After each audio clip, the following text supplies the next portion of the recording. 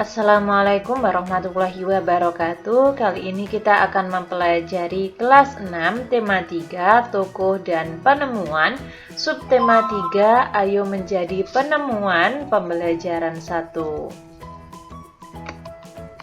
Nah, di sini Kak Wafik sediakan video lanjutan teman-teman. Dari halaman awal hingga akhir, ada juga kelas 2 sampai kelas 6 meliputi PAI, PJOK, matematika, kurikulum merdeka, dan tematik. Kalian bisa lihat di playlist atau di channel Kak Wafik ya. Tapi jangan lupa like, comment, subscribe. Mari kita mulai. Kita sudah mempelajari tokoh-tokoh dunia dengan penemuannya. Lalu, sikap-sikap seperti apakah yang harus dimiliki untuk menjadi seorang penemu? Ayo kita belajar dari Bapak Habibie. Disiplin dan kerja keras awal dari sebuah inovasi yang cemerlang. Profesor Dr. Baharudin Yusuf Habibie adalah Presiden ketiga Republik Indonesia yang menjadi kebanggaan bangsa Indonesia. Beliau dilahirkan di Parepare, Sulawesi Selatan pada tanggal 25 Juni 1936. Masa kecil Bapak Habibie dilalui di Parepare. Sikap hidup disiplin dan kerja keras telah ditunjukkan Bapak Habibie sejak masa kanak-kanak. Ia memiliki semangat tinggi pada ilmu pengetahuan dan teknologi. Ia melanjutkan SMA di Bandung dan prestasinya selalu menonjol terutama pada pelajaran IPA dan matematika. Perjuangan keras di perantauan didukung oleh kemauan keras untuk belajar. Selepas SMA, beliau masuk di ITB atau Institut Teknologi Bandung. Kemudian mendapatkan beasiswa untuk melanjutkan kuliah di Jerman, jurusan konstruksi pesawat terbang. Ia bertekad bulat untuk bekerja keras dan harus sukses. Bapak Habibie selalu menggunakan musim liburannya dengan bekerja mencari uang untuk membeli buku sebagai pendukung sekolahnya. Pada tahun 1960, Bapak Habibie mendapat gelar diploma di Jerman. Nah, dengan nilai yang sempurna, ia belajar di instruksi kereta api Jerman dan berhasil menemukan cara untuk memuat 1000 wagon kereta api berukuran tinggi. Di pagi buta, Bapak Habibie harus berjalan kaki cepat ke tempat kerja yang jauh untuk menghemat kebutuhan hidupnya. Kemudian pulang pada malam hari dan belajar untuk kuliahnya. Buah dari kerja keras. Bapak Habibie kemudian bekerja di industri pesawat terbang Jerman, teman-teman. Karena sikap disiplin dan kerja kerasnya, karirnya terus naik hingga dipercaya menjadi Vice Presiden sekaligus Direktur dan Penasehat Senior bidang teknologi. Ia menjadi satu-satunya orang Asia yang berhasil menduduki jabatan bergengsi di perusahaan pesawat terbang Jerman. Kecintaan pada tanah air. Pada tahun 1968, Bapak Habibie mengundang 40 insinyur Indonesia untuk bekerja di Jerman guna mempersiapkan keterampilan dan pengalaman mereka dalam membuat produk industri dirgantara, maritim, dan darat di tanah air. Pada tahun 1974, Bapak Habibie diminta pulang ke tanah air dan menjadi penasehat pemerintah di bidang teknologi pesawat terbang. Ia menjadi Menteri Negara Riset dan Teknologi hingga menjadi Wakil Presiden dan Presiden ketiga, teman-teman. Prestasi cemerlang buah dari disiplin dan kerja keras. Nah, Bapak Habibie menyumbang berbagai penemuan dan sejumlah teori di bidang konstruksi pesawat terbang, seperti Habibie Factor, Habibie Theorem, Habibie Method yang dipakai oleh universitas di seluruh dunia. Ia dijuluki sebagai Mr. Chart karena menemukan rumus untuk menghitung cacat badan pesawat terbang. Ia juga menerima banyak penghargaan dan prestasinya diakui berbagai lembaga internasional seperti di Jerman, Inggris, Swedia, Prancis, Amerika Serikat, serta menerima penghargaan yang hampir setara dengan hadiah Nobel.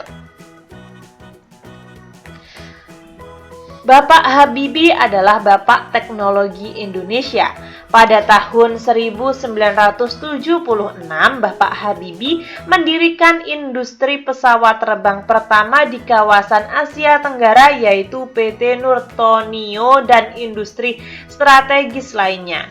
Industri binaannya berhasil memproduksi pesawat terbang, helikopter, senjata, amunisi, kapal, tank, panser, water cannon, kendaraan RPP, kendaraan tempur, dan masih banyak lagi, baik untuk keperluan sipil maupun militer.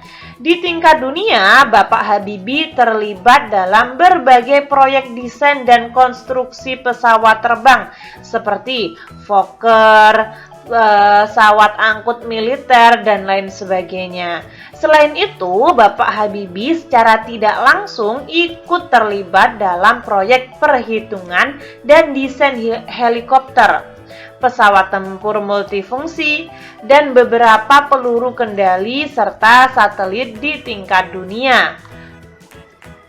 Lalu ada beberapa pertanyaan nih teman-teman pada halaman 115.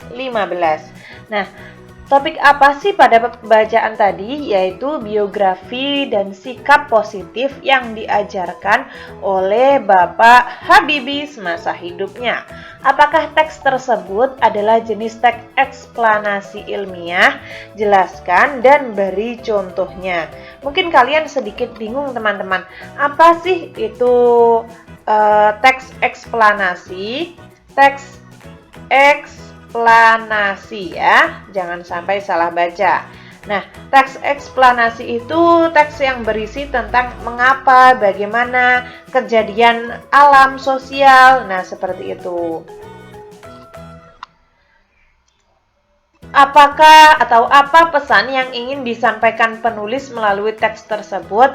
Kunci sukses Bapak Habibie yakni disiplin, semangat yang tinggi, dan juga kerja keras. Cermati kembali teks eksplanasi pensil si kecil yang amat penting pada pembelajaran sebelumnya. Perhatikan kata bercetak miring yang terdapat pada teks tersebut. Nah, diskusikan pertanyaan berikut bersama teman kalian. Apakah kosakata tersebut telah sesuai dengan pedoman umum ejaan bahasa Indonesia? Lalu di mana dan kapan biasanya kamu menemukan penggunaan kosakata tersebut? Kapan saat kita dapat menggunakan kosakata tersebut? Nah, ini ketika kalian mendapat tugas untuk mengerjakan ini, kalian bisa tulis di komentar. Nantinya Kak Wafik akan membantunya ya. Di sini Kak Wafik lewati, namun ketika kalian ingin dibahas, kalian tulis di kolom komentar. Kosakata baku adalah kosakata yang penulisannya telah sesuai dengan pedoman umum ejaan bahasa Indonesia. Sebaliknya, kosakata non baku adalah kosakata yang penulisannya tidak sesuai dengan pedoman ejaan bahasa Indonesia. Kosakata baku wajib digunakan dalam tulisan atau percakapan pada acara-acara formal. Kosakata non baku boleh digunakan dalam bahasa percakapan pada acara non formal, seperti saat berbicara kepada teman dalam kehidupan sehari-hari. Setelah itu, cermati kosakata non baku pada teks eksplanasi pensil si kecil yang amat penting dalam tabel berikut ini. Nah, coba kalian tuliskan kosakata baku dan tidak bakunya, lalu kalian cari tahu artinya. Yang pertama, kata gimana sih? Nah, itu artinya adalah untuk menanyakan keadaan atau proses. Kata bakunya adalah bagaimana. Lalu ada juga bikin. Nah, bikin itu adalah menciptakan sesuatu. Bahasa bakunya membuat. Ada juga modern. Modern artinya sesuatu yang baru, kosakata yang baku modern. Lalu keempat, zaman. Waktu atau rentang waktu, kosakata bakunya zaman. Di sini sebenarnya banyak sekali teman-teman kosakata baku dan tidak bakunya. Namun Kak Wafik sebutkan 7 saja. Ketika kalian ingin menyebutkan lebih banyak juga tidak apa-apa. Nah, dari kosakata baku ini coba kalian buat kalimat. Nah, di sini Kak Wafik buat kalimat. Kalimat ini ada pada halaman 117 yang paling atas teman-teman. Tadi kan Kak Wafik sebutkan 7 ya. Nah, di sini Kak Wafik juga buat 7 kosakata, 7 contoh katanya atau kalimat efektifnya. Bapak Habibie dengan penemuannya telah memberikan manfaat yang cukup besar terhadap dunia transportasi, khususnya pada transportasi udara. Bagaimana pengaruh alat transportasi terhadap kehidupan ekonomi masyarakat Indonesia? Nah, di sini ada transportasi itu dapat mempercepat kita dalam belanja, memproduksi barang, dan lain sebagainya. Diskusikan pertanyaan berikut. Bagaimana pengaruh alat transportasi modern terhadap penyebaran barang-barang produksi pertanian, perikanan, dan industri? Nah, ini ketika kalian disuruh untuk mengerjakan, kalian tulis di komentar, Kak Wafik akan membantu kalian. Namun ketika tidak, kalian bisa melewatinya. Nah, beragam produksi. Jika tidak ada alat transportasi dan jika ada alat transportasi itu kehidupan masyarakatnya gimana? Kak Wafik akan bahas satu persatu ya, beragam hasil produksi. Beragamnya ada perangkat elektronik, pakaian, obat-obatan, aksesoris, dan lain sebagainya. Lalu ada alat transportasi, efeknya bagi kehidupan masyarakat adalah distribusi barang-barang kebutuhan menjadi lebih merata, ekonomi semakin stabil, mendukung pembangunan. Lalu jika tidak ada transportasi tersebut adalah distribusi barang-barang kebutuhan tidak merata, harga barang mahal, ekonomi masyarakat tidak stabil. Lalu di sini ada amati rangkaian seri dan rangkaian paralel. Nah, apa sih kesamaan dan perbedaan? Rangkaian seri itu berbeda dengan rangkaian paralel. Perbedaannya disusun sebaris, sedangkan paralel itu berderet. Nah, ini adalah perbedaan dan persamaannya adalah sama-sama untuk menyalakan peralatan listrik, hanya saja rangkaiannya yang berbeda.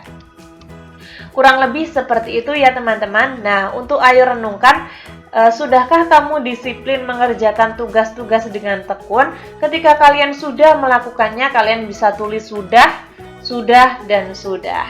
Kurang lebih seperti itu. Ketika teman-teman ada saran, masih kurang paham, atau mungkin Kak Wafik salah ketik, salah pengucapan, kalian bisa tulis di komentar agar Kak Wafik dapat memperbaikinya. Semoga bermanfaat. Sekian, terima kasih. Wassalamualaikum warahmatullahi wabarakatuh.